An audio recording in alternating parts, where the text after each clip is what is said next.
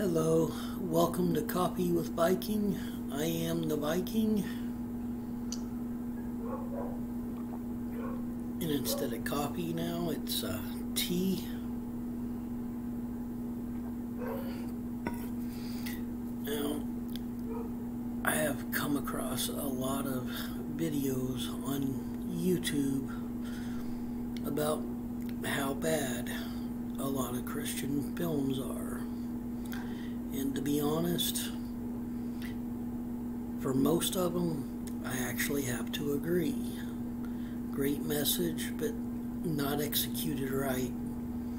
But not every Christian film is a bad one. I actually started a mini collection, and I have enjoyed so many in the last few years. And I want to share the ones that I have really enjoyed with hopes that you all will give them a chance too.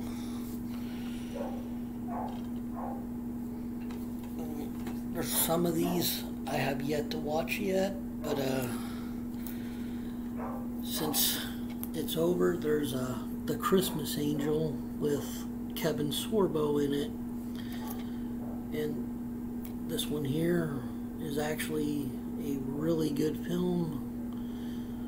Even though spring is here, it's still a good film.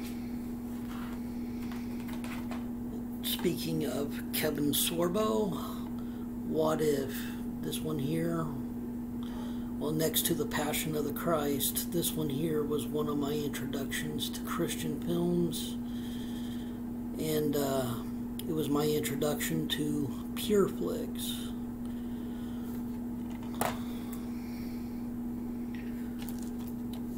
Hope Bridge is another good one I think you all would enjoy. It also stars Kevin Sorbo in it, so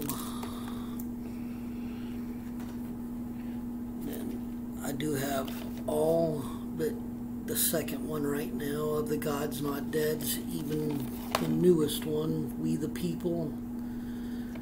It's a really good movie I think you would enjoy. Then there's A Light in Darkness, which was a good one. The second one was too.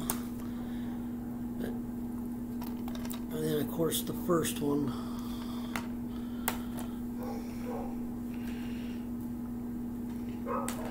And these two I have yet to see yet. I just got them. But they have Kevin Sorbo in them, who I am a huge fan of.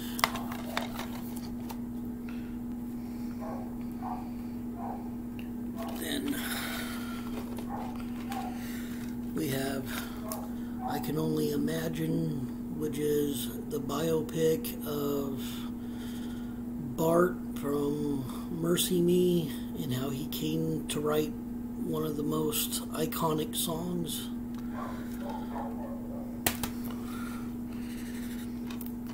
Kirk Cameron actually surprised me with this one. He actually did another good one. And this one is also a biopic about a college professor who runs from one side of the country to the next.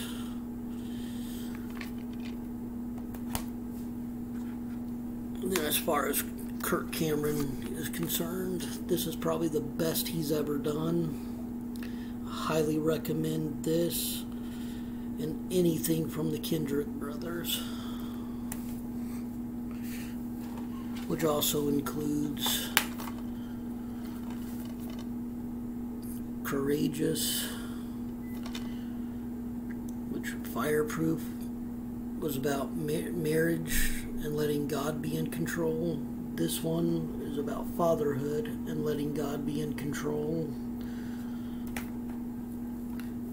And then the newer one, Overcomer, highly recommended. It's a great film. Of course, anything with the Kendrick brothers is good. And then WWE Films with Shawn Michaels came out with this one, The Resurrection of Gavin Stone. This one here will have you rolling. It is actually really funny. And this one I just watched earlier today.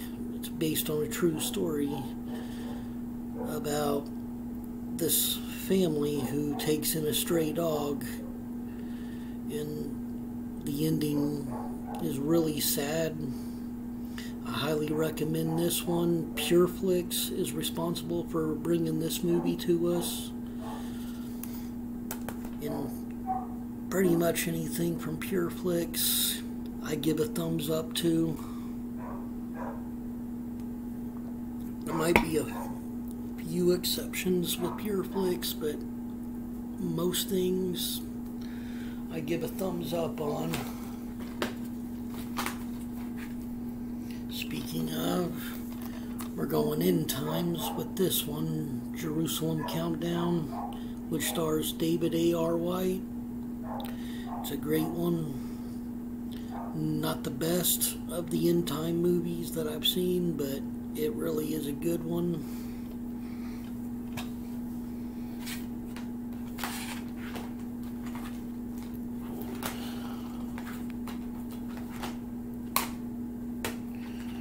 Speaking of David A.R. White, got the Revelation Road trilogy all here. If you haven't seen these, they're actually really good. They all star David A.R. White. The last one, The Black Rider, has Kevin Sorbo also in it. Two of my favorites. So, high recommendation for those.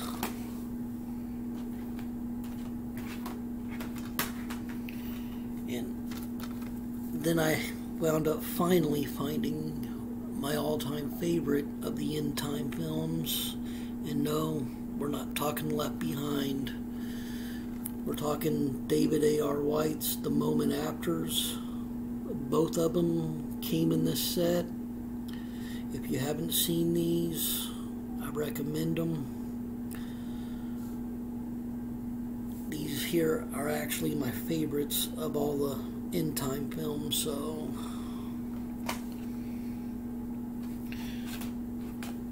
then of course we go back to Christmas with this classic, It's a Wonderful Life. High recommendation of that one. James Stewart and Donna Reed, they crushed it on this one.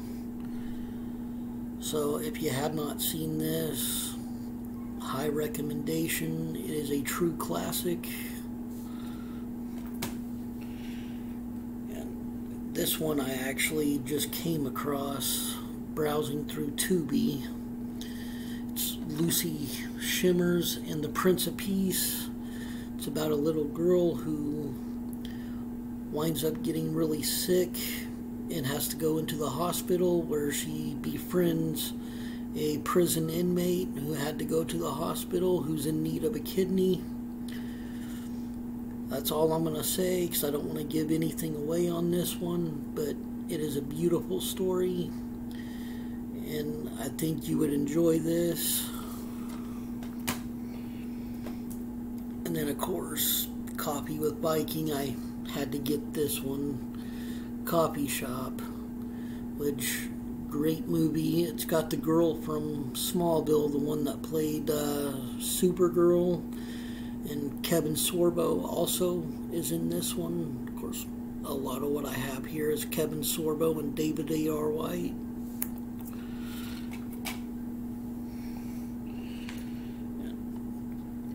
This one here, not necessarily what I would call a Christian film, but it is a beautiful story about a dog who keeps coming back after it passes away as another type of dog, and it stars Dennis Quaid in it, who is an amazing actor. Then you have the Pureflix 3-in-1, The Case for Christ, which is about Lee Strobel, the atheist who became a Christian when trying to disprove the existence of God. Do You Believe, which is a good one, which stars Ted McGinley, who was Jefferson Darcy in Married with Children. And another biopic, I Am Not Ashamed, which is about one of the victims of the Columbine shooting. And if you're in the comedies, Marriage Retreat was hilarious, which also has David White and his wife at the time, Andrea White. I think you would enjoy this. It's set for good laughs and teaches how God truly created marriage to be. Another hilarious one, Dancer in the Dane, but I kind of got a weakness for movies that star dogs or any other animal, especially in a funny way. And you actually get to see David White as the bad guy in this one, which is really funny.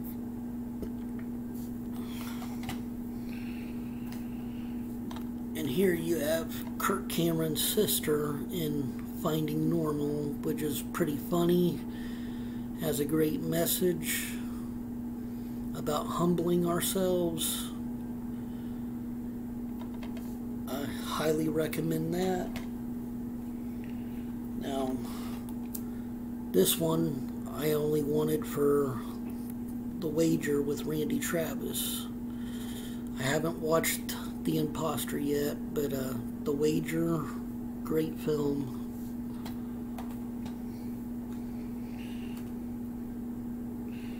And last but not least, right now I wound up getting I Still Believe, because I am a huge fan of Jeremy Camp, and this is actually about his first marriage and how he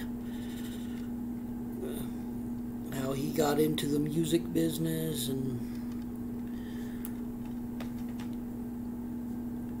But I highly recommend all of these, and I will probably grow more onto my collection. But there is proof that not every Christian film is bad. I mean, look at The Passion of the Christ. As much as I hate subtitles, that was a great movie. It was well written, well executed, well casted, and there are so many others out there. But I love you all. Have a wonderful day, and stay blessed, stay caffeinated.